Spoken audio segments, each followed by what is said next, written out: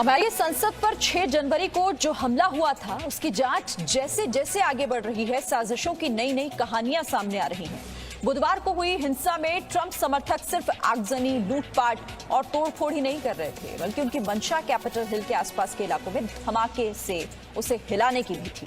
उस दिन सुरक्षा एजेंसियों ने अमेरिका की रिपब्लिकन और डेमोक्रेटिक पार्टियों के मुख्यालय में के बाहर 2 पाइप बम बरामद किए थे। इसकी जांच दुनिया की सबसे बड़ी जांच एजेंसी FBI कर रही है। FBI अब उस व्यक्ति की तलाश में है जो 6 जनवरी को वॉशिंगटन में बड़ा धमाका करना चाहता था।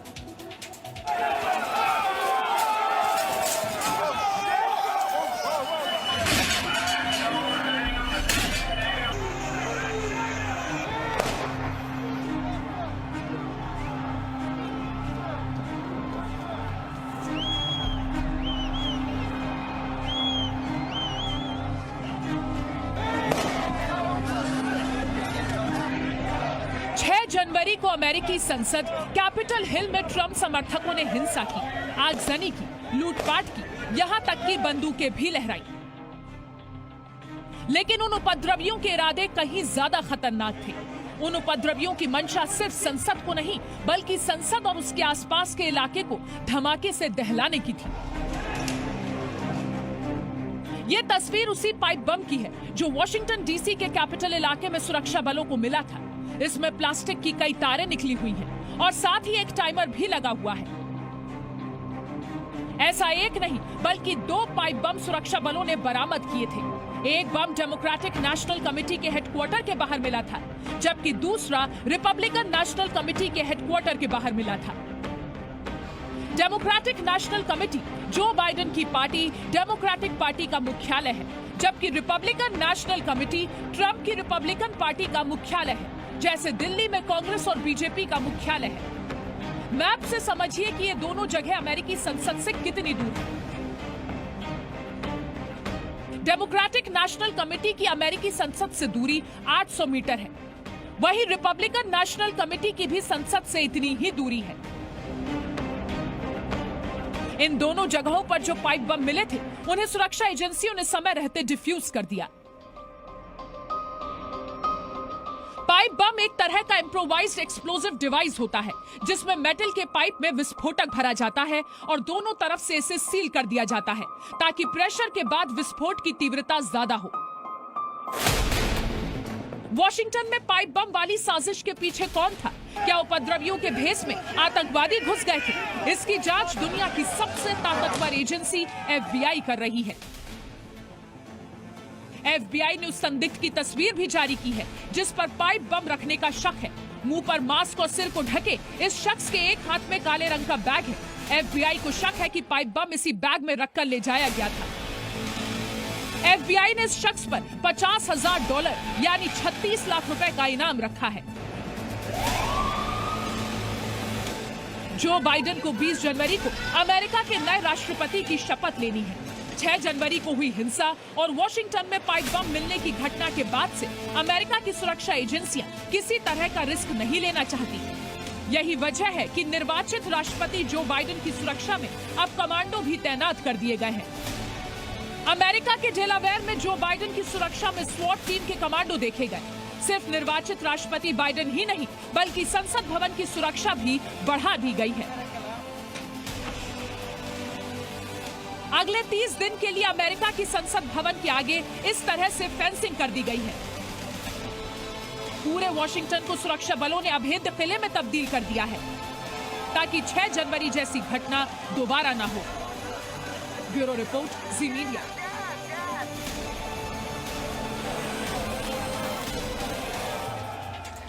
ट्रंप जाएंगे, बाइडेन आएंगे, ये तो 20 तारीख को तय है। लेकिन क्या डोनाल्ड ट्रंप को 20 जनवरी से पहले ही अपनी कुर्सी गंवानी पड़ेगी? कैपिटल हिल हिंसा के बाद अब ट्रंप को हटाने का चक्रव्यूह तैयार हो चुका है और ट्रंप और अमेरिका की राजनीति के लिए ये सबसे अहम दिन है।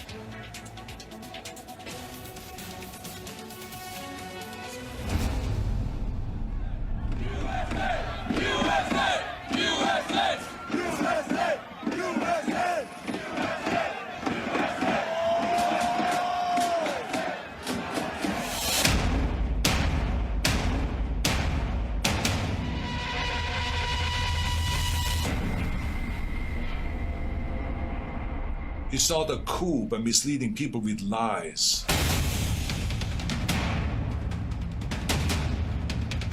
Donald Trump must go now. Now. Our democracy is what is at stake.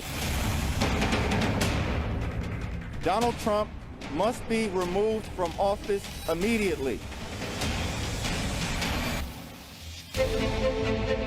ये गुस्सा, ये विरोध सिर्फ और सिर्फ अमेरिका के राष्ट्रपति डोनाल्ड ट्रंप के लिए है।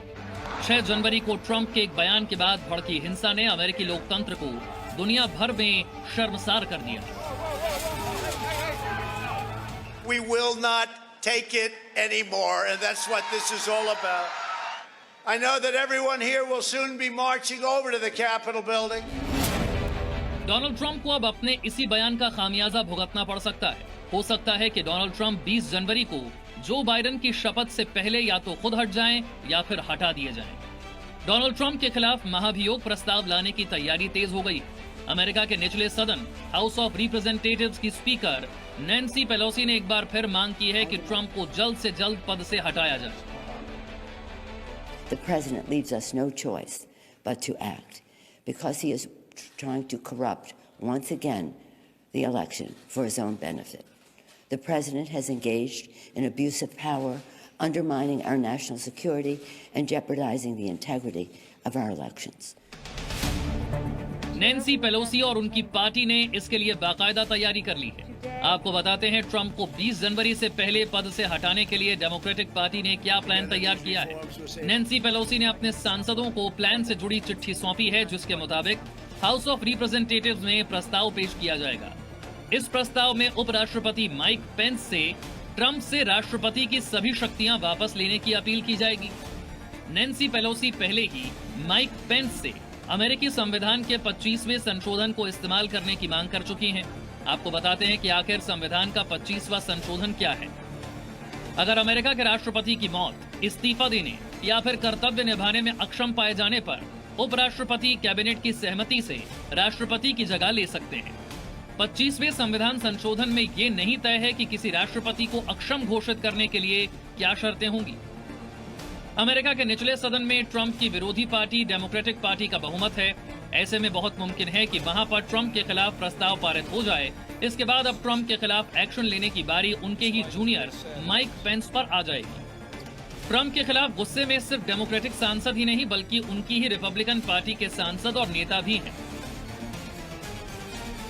Well, I think the best way for our country, Chuck, is for the president to resign and go away as soon as possible.